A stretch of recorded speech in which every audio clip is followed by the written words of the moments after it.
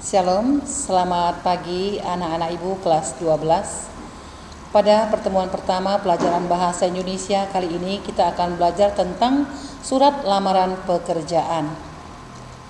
Surat lamaran pekerjaan termasuk surat resmi. Nah, apa yang membedakan surat resmi dengan surat pribadi? Yang pertama adalah bentuk. Bentuk surat resmi tentunya tidak seperti bentuk surat pribadi yang sesuka hati atau sesuai dengan selera.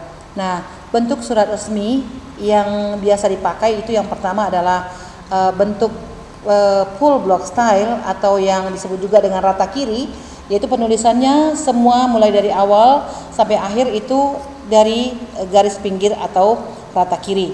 Nah, yang kedua adalah semi block style, yaitu variasi ya, boleh antara garis pinggir dengan menjorok ke dalam ya, jadi divariasikan pada bagian-bagian tertentu itu boleh menjorok ke dalam, terutama di awal paragraf misalnya ya.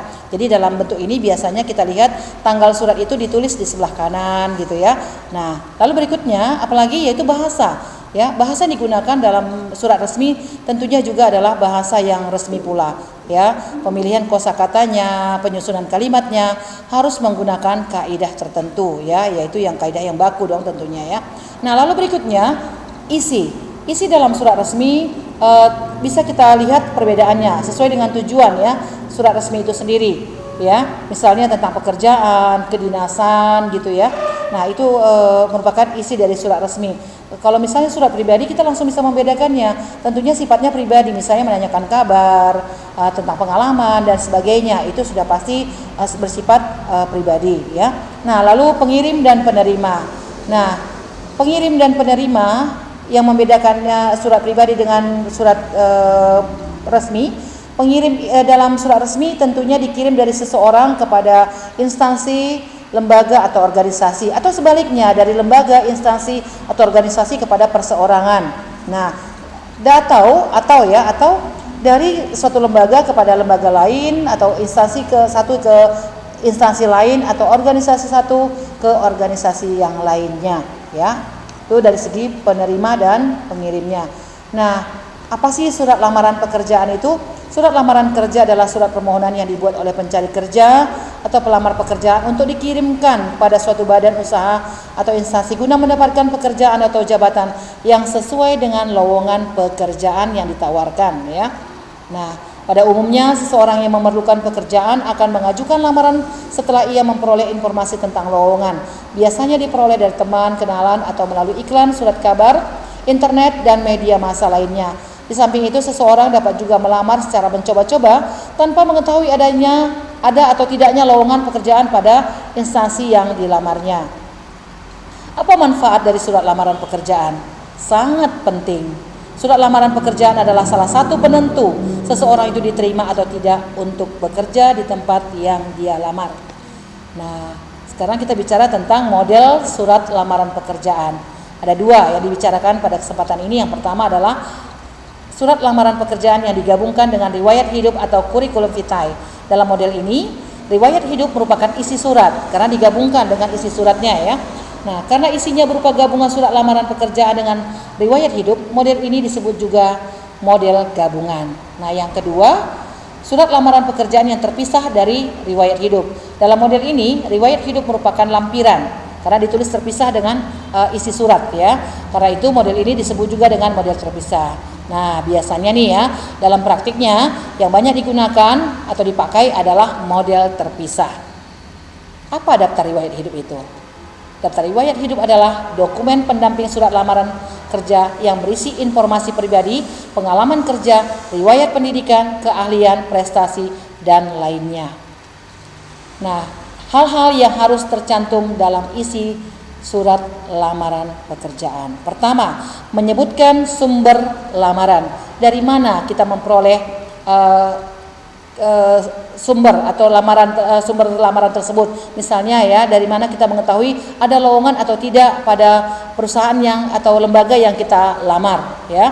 Yang kedua, identifikasi diri. Ini harus lengkap ya, jelas ya. Meliputi nama, tempat tanggal lahir, alamat lengkap, nomor telepon, handphone, atau alat bantu komunikasi lainnya. Identifikasi diri dari pelamar juga harus memudahkan pihak perusahaan menghubungi pelamar. Berikutnya adalah posisi yang dikehendaki. Ya, posisi yang dikehendaki ini adalah pekerjaan apa? Ya, bagian mana yang kita kehendaki untuk kita lamar. Nah, lalu berikutnya adalah riwayat pendidikan. Riwayat pendidikan ini tentunya sangat penting ya.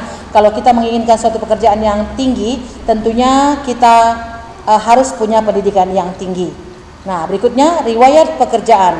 Ya, berbeda riwayat pekerjaan dengan riwayat pendidikan. Kalau riwayat pekerjaan adalah pekerjaan yang sudah kita tekuni sebelum kita melamar ke tempat yang baru. Nah, ini tentunya juga sangat berpengaruh. Ada perusahaan itu yang menginginkan pekerja yang berpengalaman, ya, supaya tidak perlu lagi diproses atau dididik atau dilatih gitu ya. Tapi ada juga perusahaan yang menginginkan yang masih baru gitu ya, yang belum punya pengalaman, supaya perusahaan itu bisa membentuk atau lembaga itu bisa membentuk ya sesuai dengan kriteria yang diinginkan oleh perusahaan atau lembaga tersebut ya. Nah, lalu berikutnya kemampuan lain yang dimiliki. Kemampuan lain ini maksudnya adalah sesuatu yang menunjang ya. Misalnya nih, kita mau menjadi seorang pegawai di suatu tempat ya, kemampuan kita itu misalnya lebih dalam hal mengetik misalnya. Nah, lalu misalnya nih saya mau melamar menjadi seorang guru nih ya, guru bahasa Indonesia. Nah, tapi saya punya potensi lain atau punya kemampuan lain yang bisa juga saya gunakan, yaitu misalnya saya pintar bermusik. Nah, tentunya ketika saya mengajar bahasa Indonesia ya, atau saya bisa mengiringi anak waktu pelajaran membaca puisi dan sebagainya yang berhubungan dengan atau bisa menunjang profesi saya ataupun pekerjaan saya begitu ya, pekerjaan kita atau kamu yang melamar pekerjaan itu. Nah, surat referensi. Nah, ini termasuk penting juga ya, meskipun tidak selalu dipakai ya. Bila ada dan pelamar memandang pihak yang memberi referensi mempunyai pengaruh terhadap pengambilan keputusan. Misalnya nih, saya mau melamar ke suatu perusahaan. Nah, lalu kebetulan amang boru saya kenal dengan pemilik perusahaan tersebut. Nah, boleh saya masukkan gitu ya surat referensi dari amang boru saya itu ya, supaya saya lebih bisa dikenal atau misalnya lebih dipilih atau menjadi rekomendasi yang diberikan oleh amang boru saya itu bisa menjadi pertimbangan yang lebih bagi pemilik perusahaan ya. Jadi demikian yang dapat Ibu sampaikan pada kesempatan ini tentang pelajaran surat ya lamaran pekerjaan. Semoga apa yang Ibu sampaikan pada kesempatan ini bisa menambah pengetahuan kamu dalam membuat atau menulis surat lamaran pekerjaan. Terima kasih.